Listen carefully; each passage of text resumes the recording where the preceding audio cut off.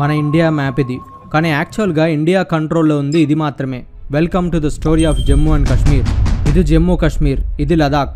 కానీ ఈ ఏరియా మొత్తం పాకిస్తాన్ కంట్రోల్లో ఉంది. ఇండియాలోని ఈ ఏరియా పాకిస్తాన్ ఆక్యుపై చేసుకుంది కాబట్టి మనం దీన్ని పాకిస్తాన్ ఆక్యుపైడ్ కాశ్మీర్ POK అని పిలుస్తాం. వాళ్ళు ఈ పైన ఏరియాని గిల్గిట్ బాల్టిస్తాన్ అని అండ్ ఈ కింద ఏరియాని ఆజాద్ కాశ్మీర్ అని పిలుస్తారు. ఆజాద్ కాశ్మీర్ కి సపరేట్ గా constitution, president and prime minister కూడా ఉంటారు. 1972 కన్నా ముందు POK జమ్మూ కాశ్మీర్ అండ్ లడాక్ మధ్య ఉన్న ఈ లైన్ ని సీజ్ ఫైర్ లైన్ అని పిలిచేవాళ్ళం. కానీ 1971 ఇండియా పాకిస్తాన్ యుద్ధం తర్వాత జరిగిన సిమ్లా అగ్రిమెంట్ ప్రకారం ఈ లైన్ ని లైన్ ఆఫ్ కంట్రోల్ LOC అని యాక్సెప్ట్ చేయడం జరిగింది.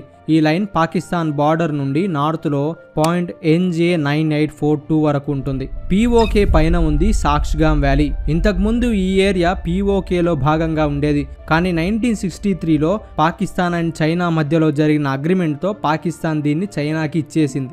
ఇక్కడ ట్రయాంగిల్ షేప్ లో ఉండే సియాచిన్ గ్లేషియర్ 1984లో జరిగిన ఆపరేషన్ మేఘదూత్ ద్వారా ఈ ఏరియాని మన ఇండియా కంట్రోల్లోకి తెచ్చుకోవడం జరిగింది. ఇది వరల్డ్లోనే highest war zone and second largest glacier.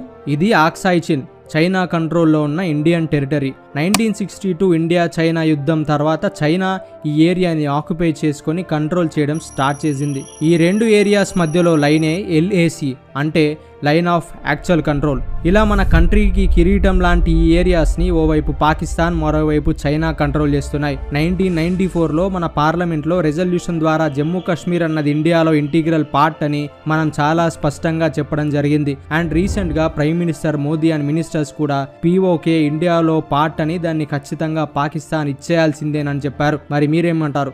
Comment your opinion below. For more such interesting videos follow S explains.